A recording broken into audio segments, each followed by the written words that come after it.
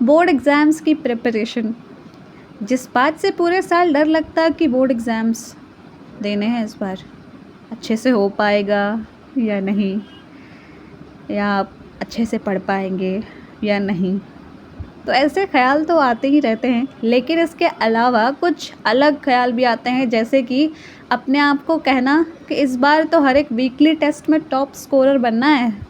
और ऐसा कोइंसिडेंस होता कि जनरली दोस्तों की बर्थडे पार्टी या कोई फैमिली फंक्शन टेस्ट के दिनों में ही कोइंसाइड कर जाते।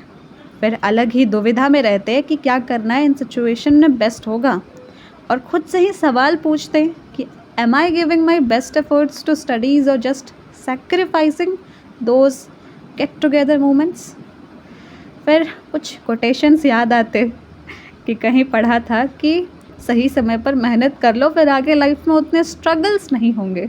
और ये कोटेशन पढ़कर या इनको याद करके ख़ुद को दिलासा देते और बहुत ही बेस्ट वे में टेस्ट देकर आते और थोड़ा टाइम निकालते और दोस्तों की बर्थडे पार्टी या फिर फैमिली फंक्शन को भी थोड़ा सा अटेंड ज़रूर कर लेते।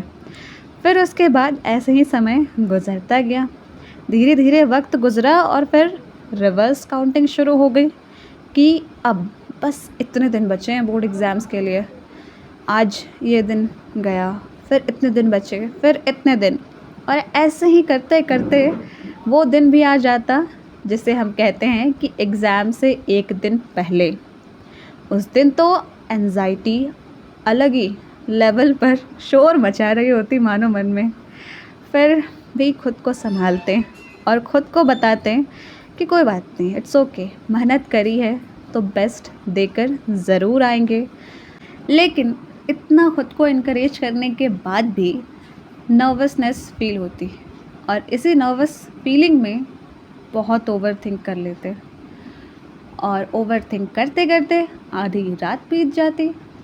और फिर वापस से ख़ुद को याद दिलाते और ट्रैक पर लेकर आते कि नींद भी ज़रूरी है, नहीं तो पता चला गलती से एग्ज़ाम हॉल में सो गए तो अलग ही रिग्रेट रहेगा कि इतनी मेहनत की थी, इतनी पढ़ाई की थी, दिन रात जगे थे एग्ज़ाम गैप डेज में, और अभी नींद की वजह से कुछ लिख नहीं पाई।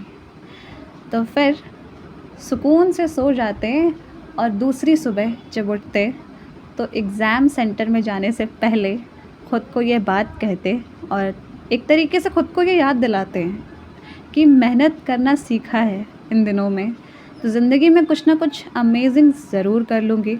बस खुद पर भरोसा रखना बहुत ज़रूरी है और ख़ुद को बार बार यही बात याद दिलाना और एग्ज़ाम में अपना बेस्ट देकर आना, और एग्ज़ाम ओवर होने के बाद अपने आप को ही सबसे पहले ट्रीट देना for your efforts and the hard work which you did for the exams. Thank you so much for watching.